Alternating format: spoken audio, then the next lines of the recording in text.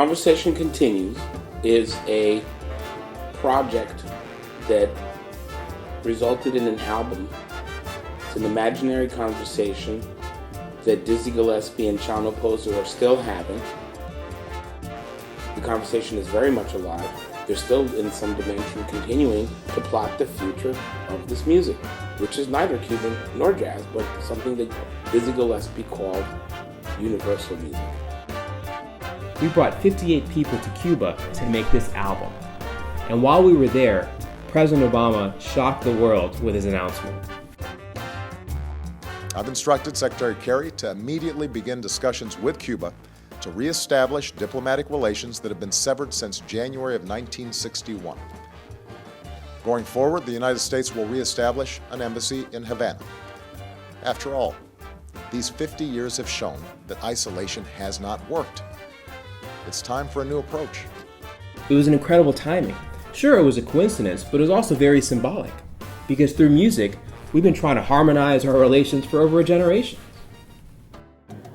But for the President of the United States to admit that there is some really radical need to redesign our approach to Cuba was extraordinary to me. To see the emotional response, the range of emotional responses from giddiness and joy to absolute tears.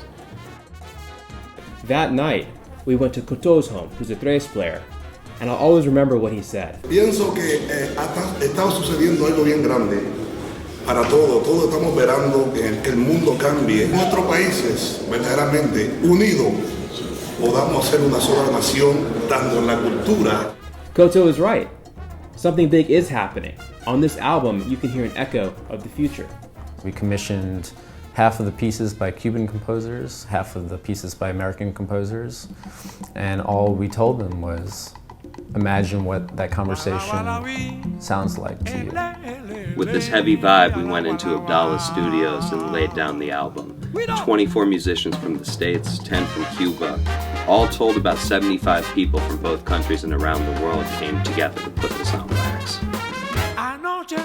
We felt like there was a responsibility on our shoulders to really convey what that felt like.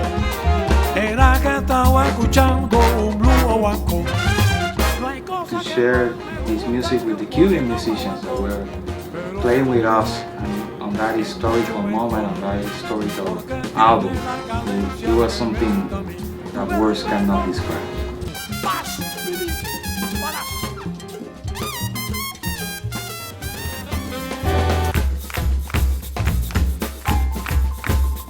The vibe in the studio just rose up.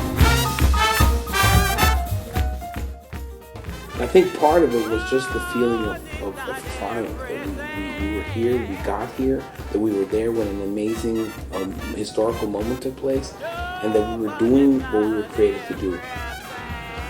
Further the conversation, create new entry points into what culture is, what music is, what life is.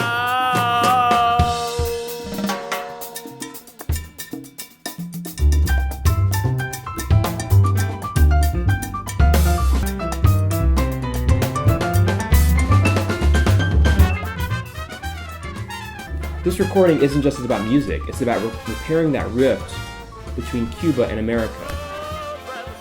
It turns out that musical borders are man-made, just like geographic and political ones. Arturo has really envisioned the future, and in turn, given us something very timeless.